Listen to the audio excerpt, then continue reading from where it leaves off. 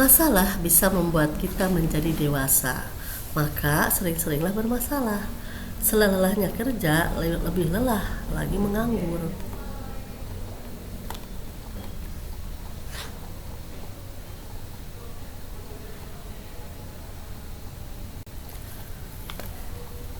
Perkenalkan, saya Erni Nurillah, pengajar Bahasa Indonesia kelas 12 IPA. Saya sudah lama mengajar di kelas 12 IPA, sengaja karena anak kelas 12 itu sudah pada mengerti dan pada dewasa. Untuk itu, marilah kita sama-sama untuk bisa mengenal masing-masing. Kita akan mengenal pelajaran bahasa Indonesia dengan saya, dan juga saya harus mengenal dengan kalian. Mungkin itu saja dulu ya perkenalannya. Masa kerja saya sudah lama, yaitu sampai 33 tahun, dan bekerja di SMA Negeri 1 Jampang Kulon sudah mencapai 29 tahun dari tahun 1993. Tentu saja sama dalam keluarga ya. Saya juga sudah berkeluarga, sudah punya suami, punya anak 3, alhamdulillah sudah sukses semuanya. Saya doakan semoga kalian juga bisa sukses ya. Ya baiklah, untuk belajarnya kita lanjutkan saja, yaitu perkenalan materi.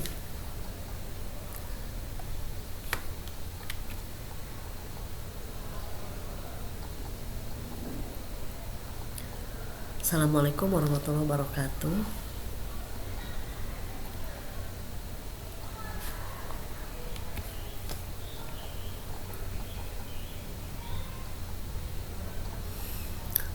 Pertama, pelajaran bahasa Indonesia di kelas 12, yaitu pada bab 1 tertera adanya menulis surat lamaran pekerjaan. Setiap kita dalam kegiatan tentu mempunyai tujuan, maka dalam pembelajaran pun kita memiliki tujuan. Untuk hari ini kita akan mempelajari tujuan pembelajaran bahasa Indonesia, khususnya tentang surat lamaran pekerjaan, yaitu terdapat pada bab 1. Tujuan pembelajarannya banyak sekali, mudah-mudahan kita bisa tercapai ya selama 2 jam pelajaran. Yang pertama, tujuannya itu mengetahui pengertian surat lamaran pekerjaan. Yang kedua, menjelaskan sistematika dan isi surat lamaran pekerjaan. Yang ketiga, juga kita perlu menganalisis isi dan sistematika surat lamaran pekerjaan yang sudah kita baca. Yang selanjutnya, menganalisis unsur-unsur isi surat lamaran pekerjaan. Yang kelima, menganalisis unsur kebahasaan surat lamaran pekerjaan. Keenam, menyusun surat lamaran pekerjaan dengan memperhatikan isi, sistematika, dan kebahasaan.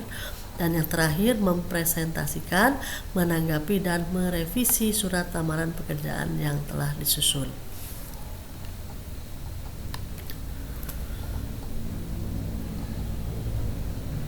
Awal kita bisa menulis surat lamaran pekerjaan tentu saja adalah adanya lowongan kerja. Ya, sebelum kita menulis surat lamaran pekerjaan, maka kita harus tahu tentang pengertian dulu ya. Tujuan yang pertama tadi adalah mengetahui pengertian surat lamaran pekerjaan. Surat lamaran pekerjaan adalah surat yang datang dari seseorang yang membutuhkan pekerjaan kepada orang atau pejabat yang bisa memberikan pekerjaan atau jabatan kepada calon majikan, yang berisi permintaan supaya karyawan diberi pekerjaan oleh calon majikan.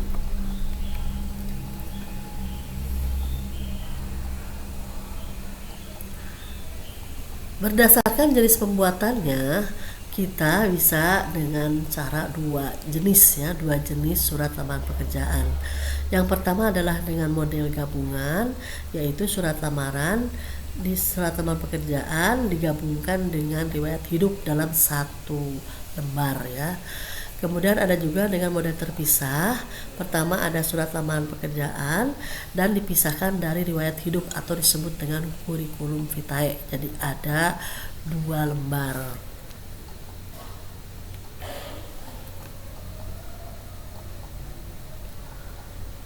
Supaya kita bisa lebih mengenal bagaimana cara menulis surat lamaran pekerjaan, maka ada ciri-cirinya dari surat lamaran pekerjaan. Sekurang-kurangnya ada 4. Yang pertama, harus memiliki bentuk yang menarik, yaitu dengan kertas yang rapi, bersih ya, dengan tulisan yang rapi pula. Yang kedua, memiliki bahasa yang sederhana, bahasa yang lugas, mudah dipahami, dan tidak mengandung makna ganda. Yang ketiga, menggambarkan kemampuan pelamar, yaitu kita harus meyakinkan pemimpin perusahaan misalnya atau sebuah lembaga dengan menjelaskan bahwa si pelamar atau kita yang akan melamar itu menyampaikan kemampuannya. Itu bisa disertakan dengan tanda bukti, yaitu adanya lampiran-lampiran misalnya, atau ada sertifikat-sertifikat atau ijazah. Atau bisa juga menyebutkan pengalaman, ada surat pengalaman bekerja.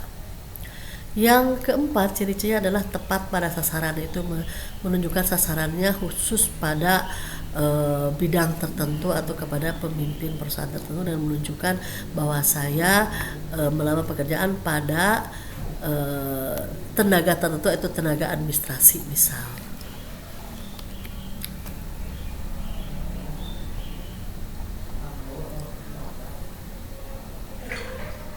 Di dalam surat lamaran pekerjaan misalnya, diantaranya ada yang disebut dengan identitas diri, untuk bisa menunjukkan jati diri kita, bahwa kita harus menunjukkan identifikasi atau identitas diri kita sebagai pelamar.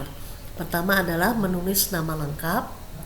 Yang kedua, mungkin dibutuhkan juga tempat tanggal lahir, dan yang ketiga nomor telepon atau nomor HP, dan yang keempat adalah alamat lengkap, agar apabila kita misalnya dibutuhkan atau diwawancara atau dipanggil, maka ada alamat yang lengkap untuk memanggil si pelamar.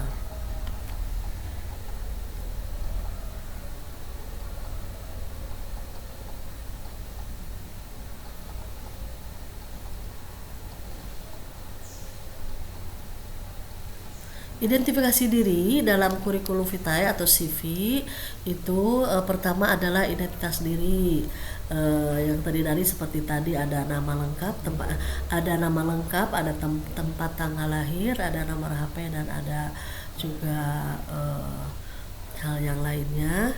Yang kedua adalah ada riwayat pendidikan, misalnya menunjukkan ijazahnya tamat S1, maka harus ada bukti adanya ijazah S1 pendidikan. Misalnya kalau sebagai tenaga pendidikan berarti dia sebagai guru pendidikan agama misalnya. Kemudian yang ketiga, riwayat pekerjaan, mungkin juga si pelamar sudah mempunyai pengalaman bekerja, maka ada riwayat pekerjaan. Yang keempat, kemampuan lain yang dimiliki, misalnya supaya memperkuat lamaran kita dan dipercaya oleh perusahaan tersebut atau oleh sebuah lembaga, maka kita sertakan juga di dalam kurikulum vitae itu adalah sertifikat kursus misalnya, atau sertifikat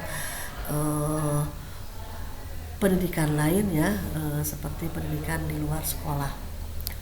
Yang kelima adalah referensi, yaitu misalnya adanya rujukan-rujukan untuk lebih memperkuat lamaran kita, seperti adanya rujukan untuk